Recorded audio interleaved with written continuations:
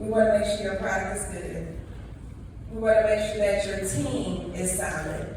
Because a lot of people can sell something, but do you have the people with the right intellect that can actually execute on it? And we want to make sure that also that your traction is good. Go ahead, keep going. I have a follow-up question, because the last one is always that your traction is good. So what I'm looking for, traction? Absolutely. Traction looks different for each company. Traction can be, you got a wait list of 100,000 people ready to buy your product and sign up for it. Traction can be, oh, we got $50,000 in revenue in the first 3 months. Traction can be a variety of different things. But you need to be able to show that momentum. But I'm trying to dig more into your business. Absolutely. You help them boost their profits one what at a time? One smart decision at a time. One smart decision at a time. How do you do that? So salon owners get into the craft to do hair. They struggle with the business. They do. So what Liquid does is we actually take that part off for them. We use a proprietary algorithm, partnered with my 15 years of experience as a salon owner who actually scaled and sold, and then AI technology, and help them do that. No, Thank you. and if you feel comfortable, how much have you raised? So we have raised $520,000, and we're raising $1 million in our pre-seed.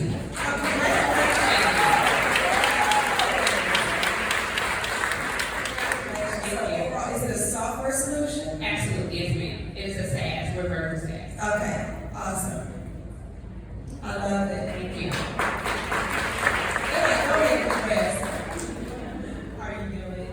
I'm Alexandra Lee, designer and founder of F&W Style. We're a luxury leather handbag brand that's sold in over 1,000 stores nationwide. And my question for you is, the way the market is right now, we all know, a lot of businesses are struggling, even those that are doing well. I know with us, there's stores and boutiques that we sell to, major department stores that are cutting down the amount of orders that they usually do because they're going through things as well. What are some brands that you've seen really excel this year or in this environment that we're in, and what makes them stand out and what's making them excel? Now that's good. Y'all have some questions.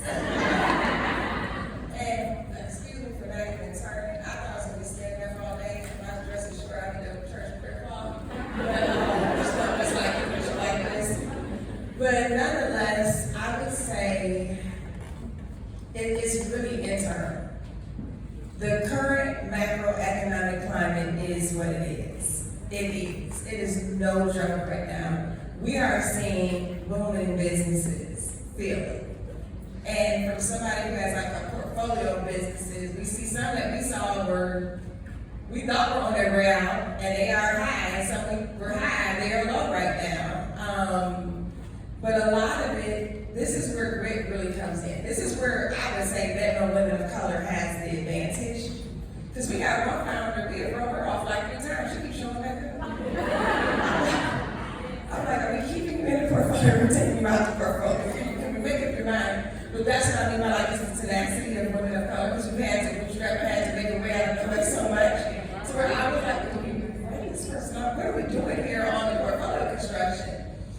And it's actually come down to internal. So I can say this, I can say from a fundraising standpoint, a lot of tech companies, they've had to do bridge rounds in this climate because the money hasn't been as massive as it was like 2021. So they'll do a smaller round, smaller valuation for anybody who knows venture talk. I would break any of this down like literally ABC if anybody needs me to.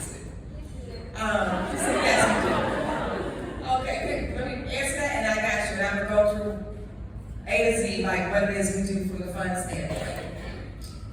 So you see a lot of that. You also see, how should I put it, CPG companies, when we invest 50% product, 50% tech. So on the CPG side, consumer packaged goods side, you guys, these are people with products. They can go door to door. So I get real frustrated with a product company talking about you about to run out of business. I'm like, no, you need to go knock on your neighbor's door. You need to go sell that shampoo.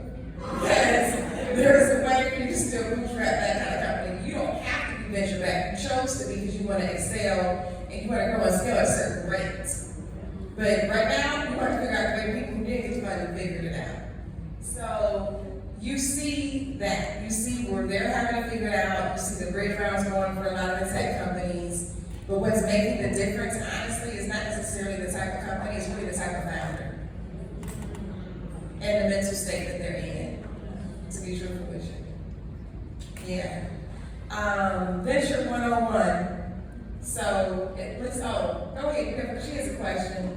But you guys, and I know we're at even our foundation, this is our philanthropy, this is our give back. That's why every seat in here was free today. We're sponsored by UPS for this event. I want to, you guys who may not understand the whole venture world, if you've seen Shark Tank, that is your best visual example. We are exchanging cash for ownership. That's as simple as it gets. People say, hey, if you invest $500,000 in my business, I'll give you 10% ownership of my company. It looks just like Shark Tank. When you hear the term capitalization table or cap table, all that is a ownership distribution of your company. If you own your company 100% yours, you're the only person on your cap table. If you sold off 10% in equity, or somebody else who you sold 10% off and the other 90 says you want it, that's what that looks like, so that you guys have that understanding. Typically when it comes to fundraising, if you have not made any revenue in your business, you can go raise. You can raise off an idea. It's called a pre-seed round, meaning before anything has taken place, you've got a dope product you've been working on, trying to get what we call like an MVP, most valuable product. Some people say most valuable product, but you're trying to get your MVP together. You can get the funding just for that. That would be in your pre-seed round. Your next round of funding will be a seed loan. Meaning you generated some revenue, you've been in business for a second, that's your seed round. After that, you hear the letters, A, B, C, etc., until you sell. So that's just like the basics of, I guess you would say, fundraising as an entrepreneur. And please, I want to give a disclaimer, which is why we offer a lot in the capital stack. Y'all hear this stuff and it sounds sexy? That is work. It's a lot of work. When people are like, oh, I just raised $2 million. I just said, I raised $5,000. It's a lot of work. She has an accountability to get that money back to her investors, not just the $500, but the return on that.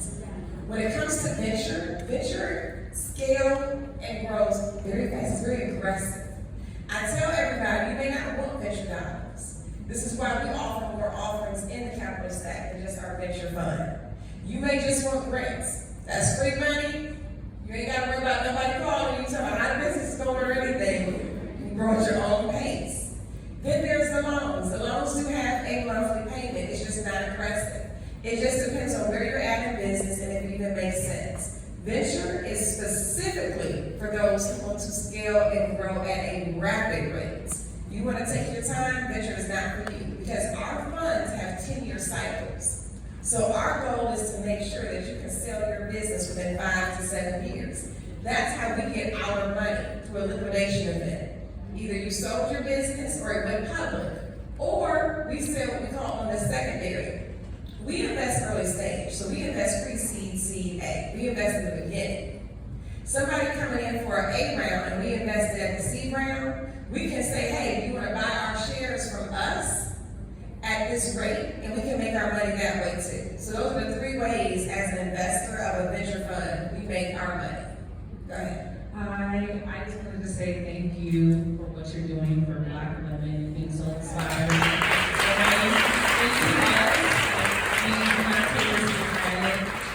But my name is Samara. I am the founder of Feminist, which is a feminine and hormonal care brand that I found in my kitchen. I focus on PCOS and hormonal imbalances. And I have been doing it alone most of the time. Is it a vitamin? What is it in the kitchen? So it started off with a facial hair reducing oil. So a lot of women with hormonal imbalances grow facial hair because of androgens. And then I started off with a supplement that is proprietary, and I've been able to scale out to other things such as teas, extracts, and a whole line of hormonal-based care. And so I started really hard, really fast, and I was able to cross the 1 million mark in my first 2 weeks.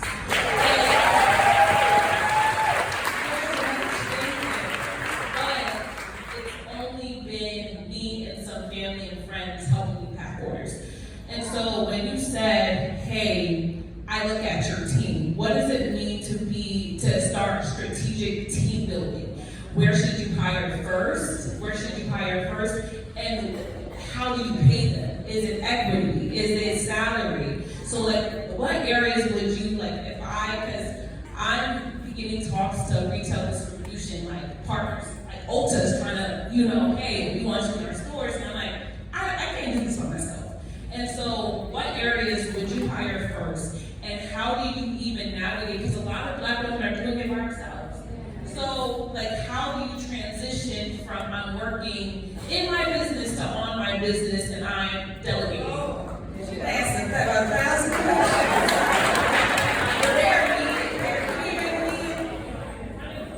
Amara, okay, so it's loaded. I wish even Jasmine was here as a resource. I ain't gonna use somebody, she's been a mentor of mine. It's loaded. Okay, so you want to start building your businesses from the top down. I talk about all the time versus the bottom up. So often when we are entrepreneurs, we're looking for help. We are tired. We done worked all day. We are tired. All we're like, somebody come help me. So the first thing you do is you latch on to a person who comes to help you. Well, that may be the $10 an hour person. But the person who is sitting on your advisory board, you may only get 30 minutes a month with. You may not have to pay them anything, but the knowledge and wisdom that they can give you is going to help you scale and grow your business. Typically, $10 an hour person. So I always say start with your advisory board. Like literally, even when I started the fund, I had the advisors on board before I even had partners, before I had staff, before I had anything. Tracy Gray, Rodney Sampson, like our advisors were the first people I went and got, because I was like, I need the wisdom now to know what I'm doing and how to set this up and how to structure this. So I always tell people that. Now, the next thing you ask is, do you pay these people? Do you offer them equity? It's going to really be dependent upon the state of your business and what you can afford. If you run into somebody who is like super executive level, they have all this knowledge, sometimes they will come in, like I said, an advisory level for free because they've already made their money. Sometimes they're like, okay, I need something. Like, I made my money, like good money, but I don't know if I'm good with it. And they may need just a point or two. That person will actually be comfortable with a point or two of equity because they have had a very successful career. You know what I mean? And they're like, okay, I'll ride this out with you. And then there's somebody who's like, okay, they had a job maybe about, $80,000 to $100,000. They're like, I need a paycheck. So you're gonna have to make those decisions, but you may want to do a hybrid of the two. You may be like, this business can only afford to pay you $30,000 in salary, but I can give you 0.5% of the company.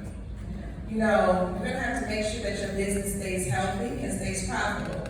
The next thing you asked about was the Ulta situation. You are correct. You have to make sure you are ready for retail because they can kill your business. Like she's like, I'm in the house doing this myself.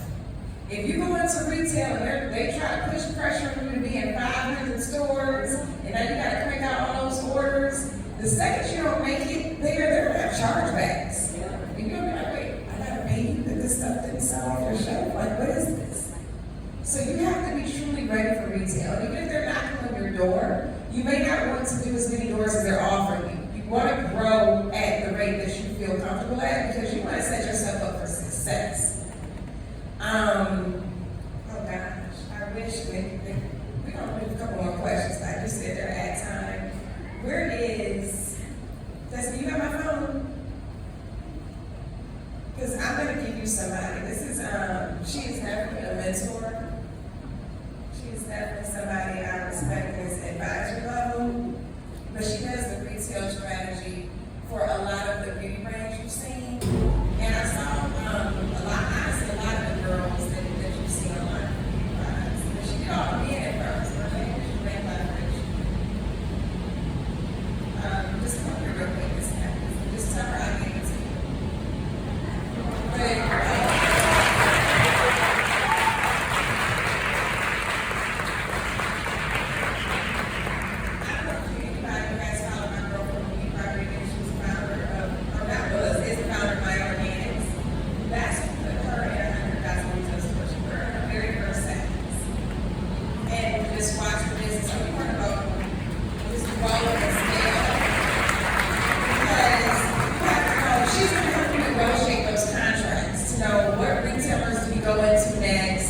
where do we go with this? What the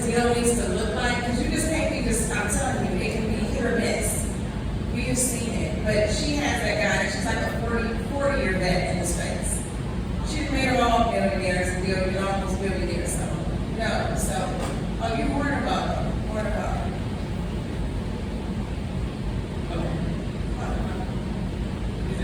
Oh, it's okay. Hi, my name is Georgina Biscayne, and thanks again for hosting this event. This is like every question I've been taking notes that relates to me. But I am the founder of Switchflow, which is a software that empowers non-medical holistic health providers to connect, heal, and build for their life-saving services. And my question to you is, I operate in a market that's health equity and maternal health, and we know that that is something that's killing our Black and brown community. But I compete against people who don't look like us, who are making solutions and getting millions of dollars of funding. So I wanted to get your advice as Black women who make solutions that can completely heal our community, but we have to compete with people who don't look like us. What are strategies we can put in place that make us more competitive or make us strategic partners where we're not so far behind and we know that when we have a solution that can really help our community? I do not understand your business a little bit. Okay. So it's in a holistic space. Yes, ma'am. This is technology. It's It's not not software solution. This is software. Yes, ma'am. And it's for non-medical providers. So think ancillary providers like doulas, homework midwives, herbalists. Yes, ma'am. It's that type of business. What are you doing for that? So I provide technology similar to what she said with Liquid. It matches them with clients that they can help heal in the community, and then I do the reimbursement process for them. So a doula doesn't have to learn how to be reimbursable. The technology actually allows them and helps them become reimbursable, so that doula can now be paid and that burden on them the mom to pay out of You pocket. say reimbursement is insurance? Insurance, yes, ma'am. Okay, now I fully understand. Now, I always try to try to full understanding before I give an answer. Congratulations, woman. Y'all are awesome, by the way.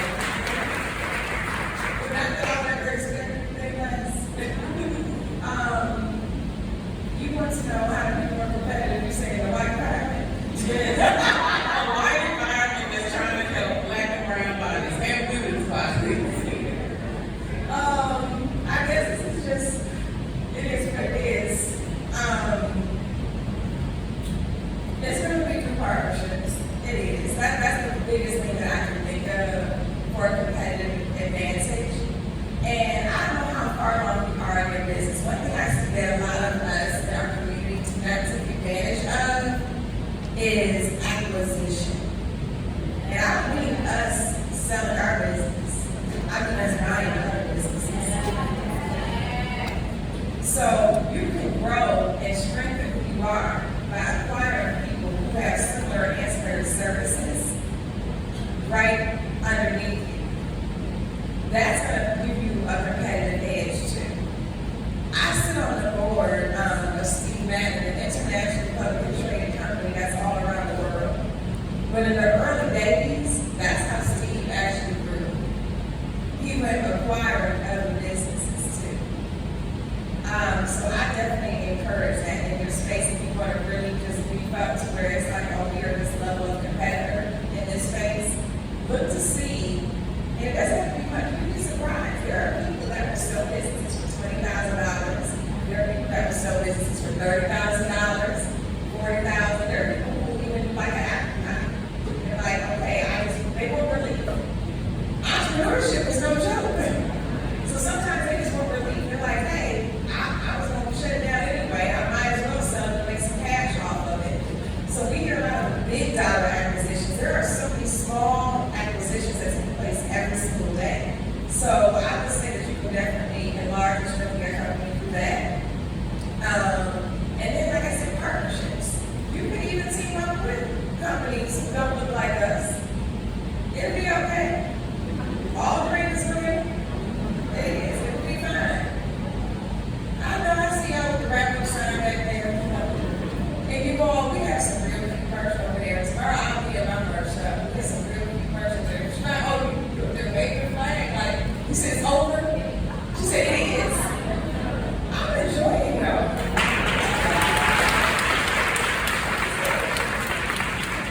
Okay, here's one more question. Okay, everybody versus school. Learn how to make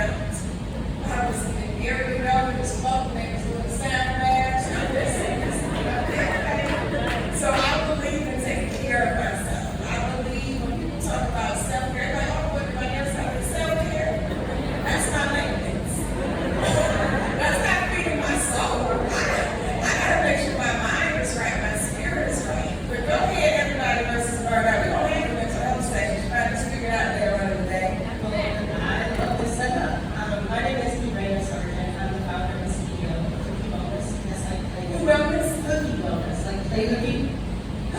Yes. It's a burnout relief platform that helps high-achieving professionals stay under burnout by building resilience preventatively.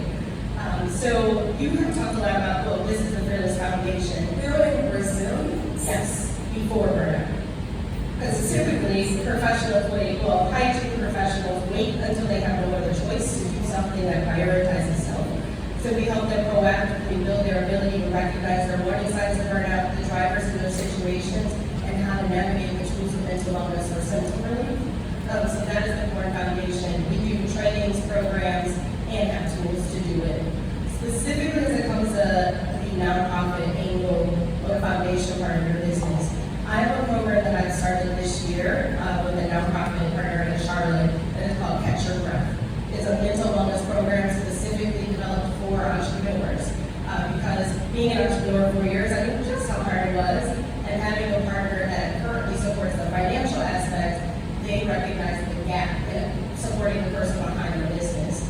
So from this opportunity, I built Catch Your Breath. And I've had new opportunities and conversations for 2025 and beyond with sponsors who are looking to bring it to their communities. One thing that constantly comes up is the foundations within organizations give to nonprofits. So I'm currently evaluating developing my own nonprofit within my business or finding nonprofits to partner with to scale this part of my offering. So I'm curious if any thoughts or perspective you had as I evaluate that, and if there's anything from how you decided to expand your business to include a foundation. I do. For what you're doing, I would say partner. What you're doing, because there are two separate entities. They have two separate staffs. They have two separate boards.